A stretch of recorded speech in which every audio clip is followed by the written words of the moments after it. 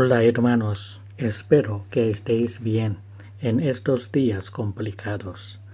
Aunque no nos podemos reunir aún, debemos seguir aprendiendo de la palabra de Dios. Breve instrucción cristiana. Segunda parte. La ley del Señor. 1. Los 10 mandamientos. En la ley de Dios se nos ha dado una perfectísima regla de toda justicia, que podemos llamar con toda razón la voluntad eterna del Señor, pues ha resumido plenamente y con claridad en 2 tablas todo lo que exige de nosotros. En la primera tabla nos ha prescrito en pocos mandamientos cuál es el servicio que le es agradable a su majestad. En la segunda, cuáles son las obligaciones de caridad que tenemos con el prójimo. Escuchémosla, pues, y veremos enseguida qué doctrina debemos aprender y al mismo tiempo qué fruto debemos sacar. Primera tabla. Primer mandamiento. Yo soy Yahvé tu Dios, que te saqué de la tierra de Egipto, de casa de siervos. No tendrás dioses ajenos delante de mí. La primera parte de este mandamiento es como una introducción a toda la ley, pues al afirmar que Él es Yahvé nuestro Dios, Dios se declara como quien tiene el derecho de mandar y a cuyo mandato se le debe obediencia, según lo dice por su profeta. Si pues soy yo Padre, ¿qué es de mi honra? Y si soy Señor, ¿qué de mi temor? Malaquías 1-6. De igual modo recuerda sus beneficios, poniendo en evidencia nuestra ingratitud si no obedecemos a su voz. Pues por esta misma bondad con la que antes sacó al pueblo judío de la servidumbre de Egipto, libra también a todos sus servidores del eterno Egipto, es decir, del poder del pecado. Su prohibición de tener otros dioses significa que no debemos atribuir a nadie nada de lo que pertenece a Dios. Añade delante de mí, declarando de este modo que quiere ser reconocido como Dios, no solo con una confesión externa, sino con toda verdad de lo íntimo del corazón. Pues bien, estas cosas pertenecen únicamente a Dios y no pueden transferirse a ningún otro sin arrebatárselas a Él. Estas cosas son que le adoremos a Él solo, que nos apoyemos en Él con toda nuestra confianza y con toda nuestra esperanza, que reconozcamos que todo lo bueno y santo proviene de Él, y que le tributemos la alabanza por toda bondad y santidad. Segundo mandamiento. No te harás imagen ni ninguna semejanza de cosas que esté arriba en el cielo, ni abajo en la tierra, ni en las aguas debajo de la tierra. No te inclinarás a ella, ni las honrarás. Del mismo modo que por el mandamiento anterior declaró que era el único Dios, así ahora dice quién es y cómo debe ser honrado y servido. Prohíbe, pues, que le atribuyamos alguna semejanza. Y la razón de esto nos la da en el capítulo 4 del Deuteronomio y en el capítulo 40 de Isaías. A saber, que el espíritu no tiene ningún parecido con el cuerpo. Por lo demás, prohíbe que demos culto a ninguna imagen. Aprendamos, pues, de este mandamiento que el servicio y el honor de Dios son espirituales, pues como es espíritu, quiere ser honrado y servido en espíritu y en verdad. Juan capítulo 4, versículo 24. Inmediatamente añade una terrible amenaza, con la que declara cuán gravemente se le ofende quebrantando este mandamiento.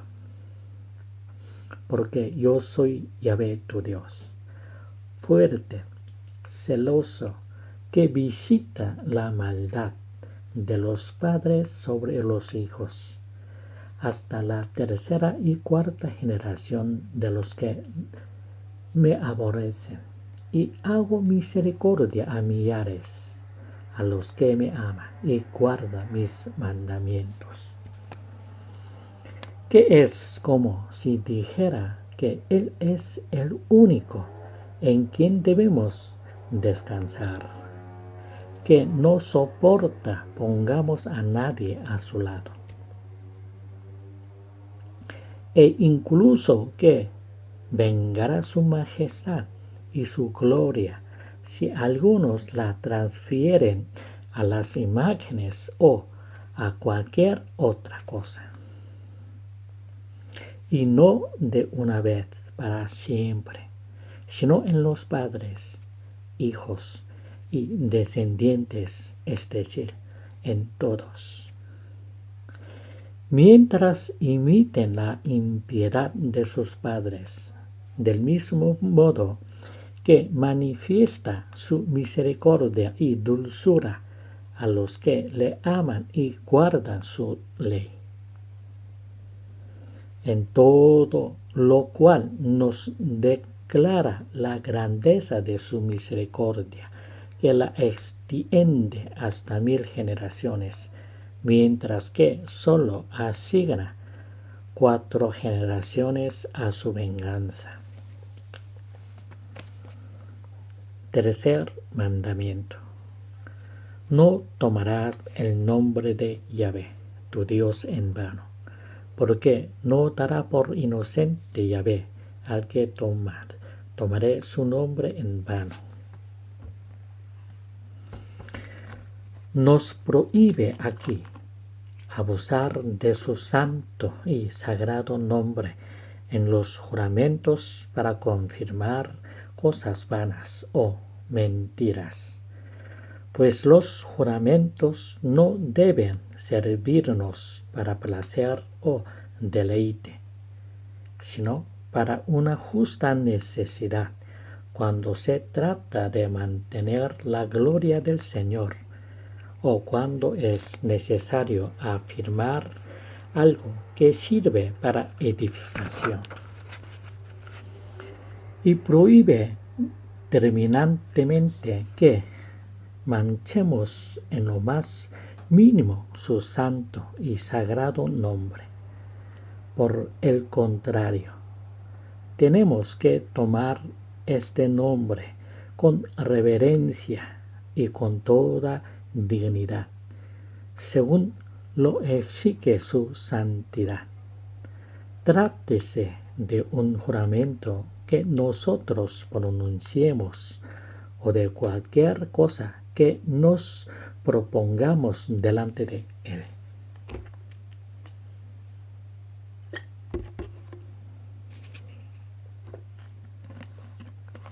Y puesto que el principal uso que debemos hacer de este nombre es invocarlo, aprendemos qué clase de invocación es la que aquí nos manda. Finalmente anuncia en este mandamiento un castigo con el fin de que quienes hayan profanado con injurias y otras blasfemias la santidad de su nombre, no crean que podrán escapar de su venganza. 4 mandamientos. Acordarte haz del día del reposo para santificarlo. 6 días trabajarás y harás toda tu obra, mas el séptimo día será reposo para Yahvé tu Dios. No hagas en él obra alguna, tú, ni tu hijo, ni tu hija, ni tu siervo, ni tu criada, ni tu bestia, ni tu extranjero que está dentro de tus puertas.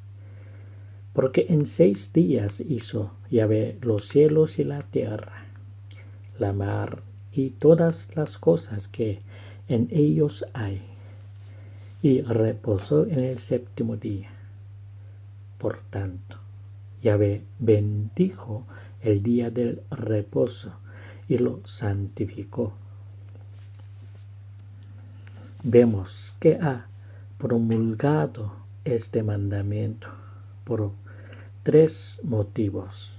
Primero, porque el Señor ha querido, por medio del reposo del séptimo día, dar a entender al pueblo de Israel el reposo espiritual, en el cual deben los fieles abandonar sus propias obras, para que el Señor obre en ellos. En segundo lugar, ha querido que existiese un día ordenado para reunirse, para escuchar su ley y tomar parte en su culto. En tercer lugar, ha querido que a los siervos y a quienes viven bajo el dominio de otro les fuese concedido un día de reposo para poder descansar de su trabajo. Pero esto es una consecuencia más bien que una razón principal. En cuanto al primer motivo, no hay duda alguna de que ha cesado con Cristo, pues Él es la verdad, con cuya presencia desaparecen todas las figuras, y es el cuerpo, con cuya venida se desvanecen todas las sombras. Por lo cual, San Pablo afirma que el sábado era la sombra de lo por venir, la sombra de lo porvenir. Colosenses capítulo 2, versículo 16. Por lo demás, declara la misma verdad cuando, en el capítulo 6 de la carta a los romanos, nos enseña que hemos sido sepultados con Cristo, a fin de que por su muerte muramos a la corrupción de nuestra carne. Romanos capítulo 6, versículo 1 al 7. Y esto no se efectúa en un solo día, sino a lo largo de toda nuestra vida, hasta que, muertos enteramente a nosotros mismos, seamos colmados de la vida de Dios. Por lo tanto, debe estar muy lejos del cristiano la observancia supersticiosa de los días. Pero como los dos últimos motivos no pueden contarse entre las sombras antiguas, sino que se refieren por igual a todas las épocas, a pesar de haber sido derogado el sábado,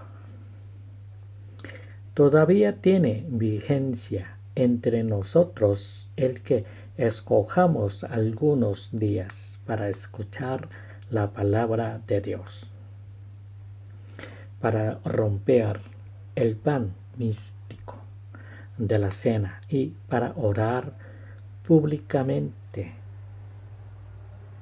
pues somos tan débiles que es imposible reunir tales asambleas todos los días. También es necesario que los siervos y los obreros puedan reponerse de su trabajo. Por esto ha sido abolido el día observado por los judíos, lo cual era útil para desarraigar la superstición.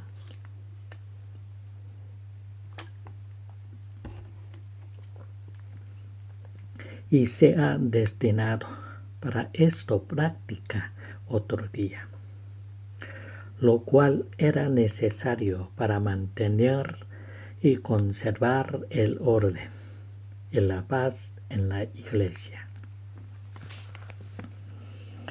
Si pues a los judíos se ha dado la verdad en figura, a nosotros se nos revela esta misma verdad sin ninguna sombra.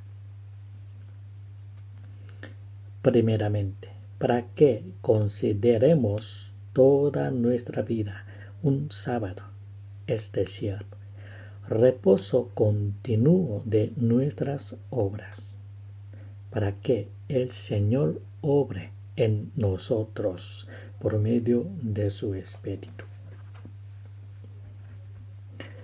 En segundo lugar, para que mantengamos el orden legítimo de la Iglesia, con el fin de escuchar la palabra de Dios, recibir los sacramentos y orar públicamente. En tercer lugar, para que no oprimamos inhumanamente con el trabajo a quienes nos están sujetos.